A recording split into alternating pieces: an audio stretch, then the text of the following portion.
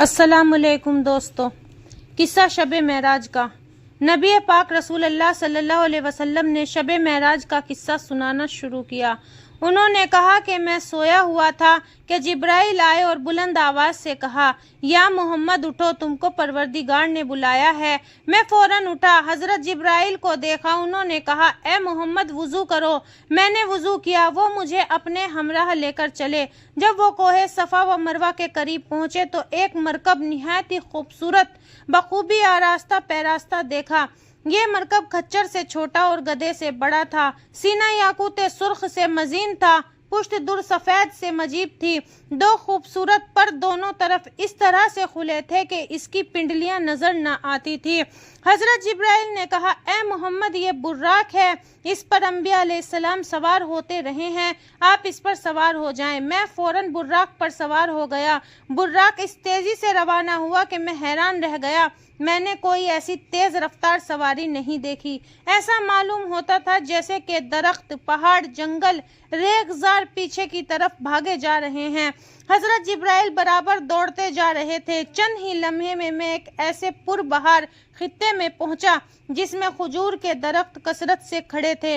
जमीन सब्ज़ोज़ार थी। बुर्राक इस जगह रुक गया। हजरत जिब्राइल ने कहा, या मोहम्मद, ये वो मुकाम है जहां आप मक्के से हिजरत करके आएंगे। इस मुकाम का नाम मदीना तैयबा है। यहाँ ठहरकर 2 रकात नमाज पढ़ लीजिए। मैंने फौरन 2 रकात नमाज पढ़ी। नमाज पढ़कर मैं फिर बुर्राक पर सवार हुआ। फिर हम एक ऐसे पहाड़ पर पहुंचे जो जलकर स्याह हो गया था। जिब्राइल ने कहा कि इस पहाड़ का नाम कोहे तूर है। इस पहाड़ पर हजरत मूसा खुदा से हम कलाम हुआ करते थे। ये तजल्ली हक से जलकर सुरमा हो गया है। अभी बात खत्म ही हुई थी कि हम बाबुल अहम में पहुंचे। यहाँ हजरत ईसा पैदा हुए थे। बुर्राक तेजी से बढ़ा चला जा रहा था। हम एक सब्ज़जार मुकाम पर पहुंचे। सामने एक बुलंद बाला किला था जिसके किले के पास एक आलीशान मस्जिद थी। बुर्राक मस्जिद के पास रुक गया। जिब्राइल ने कहा, या मोहम्मद उतरिए, ये बैतुल मुकद्दस है और ये मस्जिद अक्सा है। मुझे हैरत हुई कि हम इस कदर दूर फासले पर इतनी जल्दी पहुंच गए। मैं बुर्राक से उतरा। मुझे बहुत से लोग सफ़ेद पोशाक और नूरानी सूरत वाले नजर आए। उन्होंने मुझे देखते ही कहा, अस्सलाम वालेकुम या रसूल अल्लाह। मैंने सलाम का जवाब दिया। वो लोग सामने से इस तरह गायब हो गए जैसे कि सुबह के वक्त चांदनी नूर शहर के बरामद होते ही गायब हो जाती है। हजरत जिब्राइल कहने लगे, मैंने बुर्राक का हल्का दर मस्जिद अक्सा से बांध दिया और खुद मस्जिद अक्सा के अंदर पहुंचा। मस्जिद में बहुत से आदमी मौजूद थे। मैंने 2 रकात नमाज पढ़ी। सब लोग मेरे पीछे आकर खड़े हो गए।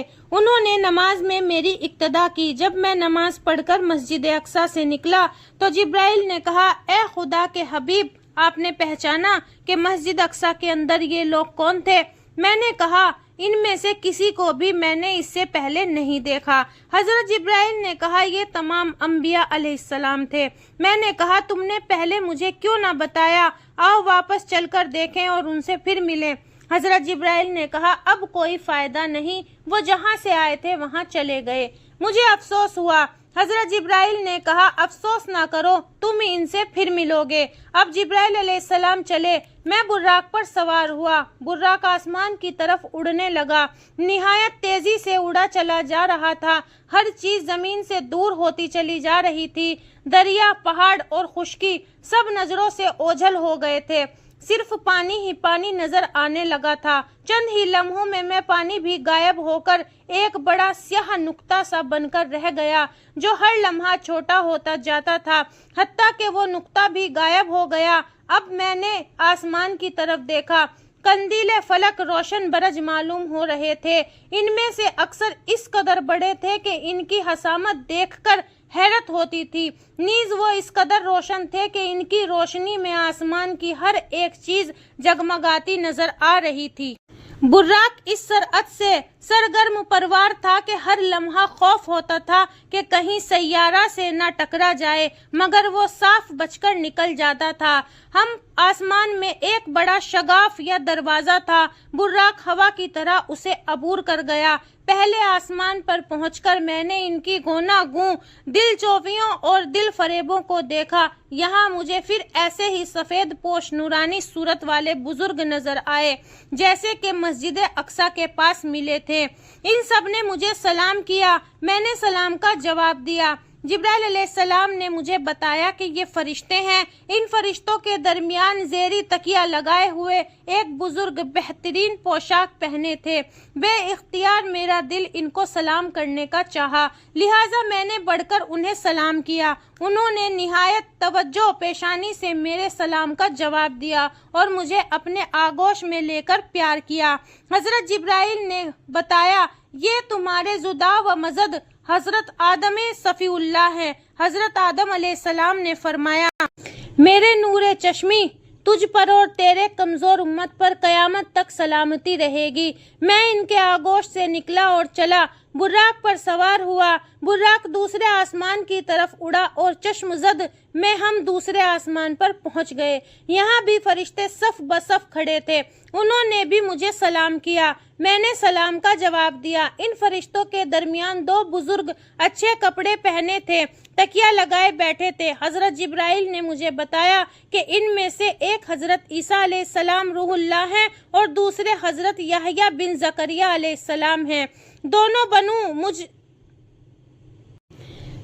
نبی مجھ سے بغل گیر ہوئے، ان سے رخصت ہو کر ہم یعنی اور بھائی جبرائیل علیہ السلام تیسری آسمان کی طرف اڑے۔ وہاں پہنچ کر بھی فرشتوں کو آراستہ پیراستہ دیکھا، انہوں نے بھی سلام کیا اور میں نے سلام کا جواب دیا۔ ان فرشتوں کے درمیان ایک نوجوان نہایت خوبصورت پوشاک پہنے بڑا تکیہ لگائے بیٹھے تھے۔ وہ مجھے دیکھتے ہی اٹھے، جوش و مسرت سے اٹھ کر مجھے گلے لگایا۔ میں نے ان کا حسن دیکھ کر حیران رہ گیا۔ حضرت جبرائیل علیہ السلام نے ان نوجوان سے تعارف کراتے ہوئے کہا، یا محمد، یہ حضرت یوسف علیہ السلام ہیں، وہی یوسف جن کے عشق میں زلیخا ملک مصر سوکھ کر کانٹا ہو کر اور جوانی سے بڑھیا ہو گئی تھی۔ وہ بے جان بے حد حسین و جمیل تھی۔ میں ان سے رخصت ہو کر چلا اور چوتھے آسمان پر پہنچا، وہاں ادریس علیہ السلام سے ملاقات ہوئی۔ پانچواں آسمان پر حضرت ہارون علیہ السلام سے ملاقات ہوئی۔ جب میں چھٹے آسمان پر پہنچا تو حضرت موسیٰ کلیم اللہ سے ملاقات ہوئی۔ حضرت موسیٰ علیہ السلام مجھے دیکھتے ہی رو پڑے۔ میں نے دریافت کیا، اے کلیم اللہ، آپ کس وجہ سے رو پڑے ہیں؟ حضرت موسیٰ علیہ السلام نے جواب دیا، اس وجہ سے کہ تمہاری امت میری امت سے کہیں زیادہ جنت میں جائے گی اور جس کی طرف سے تم اشارہ رکو گے وہ بخشا جائے گا۔ کاش مجھے بھی یہ منصب حاصل ہوتا۔ میں نے کہا، آپ خدا کے لاڈلے پیغمبر ہیں، جمال الہی کا مشاہدہ کر چکے ہیں، باری تعالیٰ ہمیشہ آپ پر مہربان رہا ہے۔ حضرت موسیٰ نے کہا، یہ تمام باتیں درست ہیں، لیکن قیامت کے دن مجھے شفاعت کی جرت نہ ہوگی۔ 1,24,000 پیغمبروں میں سے صرف آپ کی ہی امت کی شفاعت کرنے کی گزارش ہوگی۔ اے نبی آخر الزمان، میری دعا ہے کہ تم پر اور تمہاری کمزور امت پر خدا اس قدر مہربانی کرے کہ ہر غفار و غار بخش دیا جائے اور تم کو سفارش کی ضرورت ہی باقی نہ رہے۔ تم پر کروڑوں سلام۔ حضرت موسیٰ علیہ السلام سے رخصت ہو کر ہم 7ویں آسمان پر پہنچے۔ اس آسمان پر اس قدر روشنی اور فرشتوں کا اس قدر ہجوم تھا کہ اس سے پہلے کسی آسمان پر نہ دیکھا۔ ایک فلک رفعت مسجد نظر آئی، وہ نہایت ہی خوبصورت اور صاف و شفاف تھی۔ اس مسجد کا نام بیت المعمور ہے۔ اس مسجد کے چاروں طرف فرشتے صف در صف کھڑے تھے، کچھ رکوع کی حالت میں کھڑے تھے، کچھ سجدے میں پڑے تھے۔ ایک بزرگ آدمی بیت المعمور سے پشت لگائے بیٹھے تھے، وہ مجھے دیکھتے ہی اٹھے اور مجھے اپنے آغوش میں لینے کے لیے بڑھے۔ جبرائیل نے مجھے بتایا کہ یہ حضرت ابراہیم خلیل اللہ یعنی اللہ کے دوست ہیں۔ میں ان سے بغل گیر ہوا اور انہوں نے خندہ پیشانی سے مجھے خوش آمد کہا اور پھر رو کر کہا، پیارے فرزند، تو جب تک دنیا میں رہے گا مصائب و شائد کا مقابلہ کرتا رہے گا، تیری امت بے حد کمزور ہوگی۔ آج باری تعالیٰ نے تجھے بلایا ہے، تو اپنی امت کی بخشش کا وعدہ پروردگار سے لے لینا۔ میں نے عرض کیا، محترم بزرگ، مجھے اپنی امت سے محبت نہیں بلکہ عشق ہے۔ میں اس کی فلاح و بہبودی کے لیے اپنی امت کی، اس کی فلاح و بہبودی کے لیے پروردگار عالم سے اس وقت تک عرض کرتا رہوں گا جب تک کہ باری تعالیٰ تعالیٰ اپنی رحمت سے میری امت کو بخش نہ دے۔ میں نے ان سے رخصت ہو کر آگے بڑھا اور ایک عجیب و غریب درخت کے پاس پہنچا۔ یہ درخت حد نگاہ تک بڑا تھا، اس کے پتے ہاتھی کے کان کے برابر بڑے اور پھل ستون کی مانند موٹے اور لمبے تھے۔ درخت کے بیچ ایک نہایت آراستہ پیراستہ مکان تھا۔ حضرت جبرائیل نے فرمایا سدرۃ المنتہا۔ درخت کے بیچ میں جو مکان نظر آیا وہ مکان جبرائیل علیہ السلام کا تھا۔ جبرائیل نے کہا یہ میری رہائش مقام ہے۔ وہاں سے وہ مجھے ایک ایسے پربہار خطے میں لے گئے جس کے نظر دنیا کے کسی خطے سے نہیں دی جا سکتی۔ وہ خطہ نہایت سرد و سبز شاداب مقام تھا۔ فرحت افزا باغیچے سے روح پروردگل اور بوٹے تھے، واحدہ زیب کثر تھے، سرخ و سفید رنگ اور بڑے بڑے سرغمے آنکھوں والی حسین لڑکی اور لڑکے تھے۔ غرض کہ وہاں جو کچھ تھا وہ ایسا تھا کہ اس کی مثال دنیا کی کسی چیز سے نہیں دی جا سکتی۔ حضرت جبرائیل نے مجھے بتایا وہ جنت تھی، وہی جنت خدا نے جس کا وعدہ مسلمانوں سے فرمایا ہے۔ عورتیں، حوریں، لڑکے غلام تھے۔ اگر خدا کے بندے ان ظاہری آنکھوں سے جنت کا ایک مرتبہ بھی نظارہ کر لے تو پھر عمر بھر دوبارہ اسے دیکھنے کے ہوش میں سرگرداں رہے۔ وہاں کی ہر ایک چیز عجوبہ نوار تھی، ہوا خوش اور فرحت بخش و ٹھنڈی پہنچا رہی تھی۔ جنت سے اکرم ایک ایسے مقام سے گزرے جہاں آگ کثرت سے جل رہی تھی، شعلے اٹھ رہے تھے، آتش، سانپ، دوسرے جانور پھونکار مار رہے تھے، گرم گرم کھولتا ہوا پانی بہہ رہا تھا، زقوم کے خزانہ درخت کھڑے تھے، آگ کی لپٹیں دور تک مار رہی تھی۔ میں نے اس مقام کو دیکھتے ہی سمجھ لیا کہ یہ دوزخ ہے، خدا کے نافرمان بندوں کے رہنے کی جگہ، روح کو عذاب اور حقوقت پہنچانے کا مقام۔ بے اختیار میرے آنسو جاری ہو گئے، بند لرزاں ہونے لگا۔ میں نے کہا اے خدائے عزیز و جل، میری کمزور امت کو اس درالعقود سے بچائے۔ میرے یہ کہتے ہی دوزخ کے دروازے بند ہو گئے۔